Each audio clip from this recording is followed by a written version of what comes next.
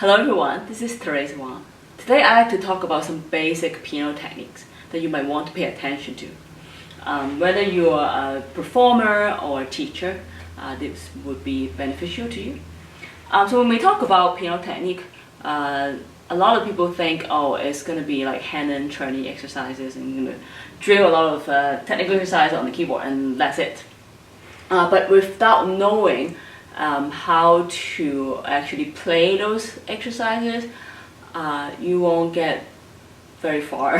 I mean, I have my own experience practicing those hand and turning exercises for the longest time when I was younger, and there are a lot of things I missed because my teacher didn't tell me actually how to practice them, but just to practice them many times.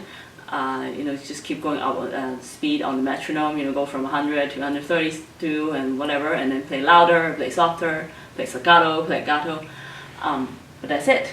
So today I'd like to talk about some really basic principles, some general ideas about piano technique.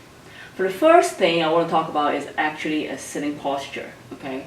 So how do we sit at the piano? Of course you can sit whatever you want, but especially with beginners, younger kids, one thing I would like to mention is you really have to have a sturdy, really solid sitting posture, sitting position. What I mean is you want to feel that you're grounded, okay? So you want to have your 2 feet placed really solidly grounded to the floor, to the point that you can actually stand up without using your hands, like trying to hold.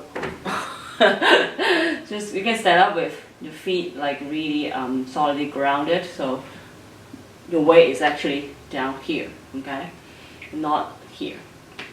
It's like kung fu, okay. You don't want to have a lot of weight here until you use it, right? Fast, okay.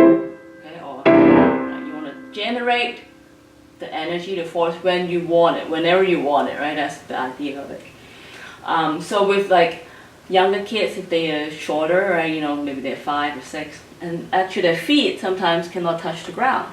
So what I would suggest is to use a little really sturdy stool, okay, wooden or plastic, doesn't matter. So place it on the floor so they can put their feet up there and keep their body weight steady. So they won't be like, moving around and they have to like hold themselves with their fingertips, when they're playing. So that's why they always have the fingers all curled up, because they don't find a very solid foundation with the ground. And it'll create a really bad habit along the way. So try to have a sturdy stool for them to put their feet on top. So then we have a very steady posture, right? We can actually move our body around when we play up and down, okay? And then another thing is actually the space between the piano and your body. So you don't want to be like too close, okay? When we are way too close to the piano, our arms cannot move. You see this? So our elbow is right here, and then the only thing we can do is actually like this. And you see a lot of times the kids do this.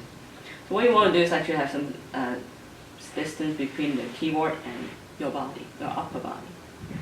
And then your arm can move in the front, or your forearm, right? So you can move across the keyboard really easily, okay?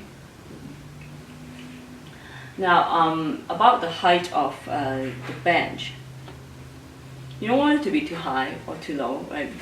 It depends on the performer sometimes, because when you're shorter, you might want to sit higher so you can actually put your weight into the key. But that's for probably more advanced playing. And for like taller students or performers, they might want to sit lower, okay? So a more neutral position would be actually keeping your forearm pretty parallel to the ground, right? Instead of like this or this, so kind of more parallel, right, in a neutral position, so that you can actually play into the key really easily. So that's it for today. I'll talk more about basic principles and some technical things at the piano. And until next time, this is Teresa. Cheers.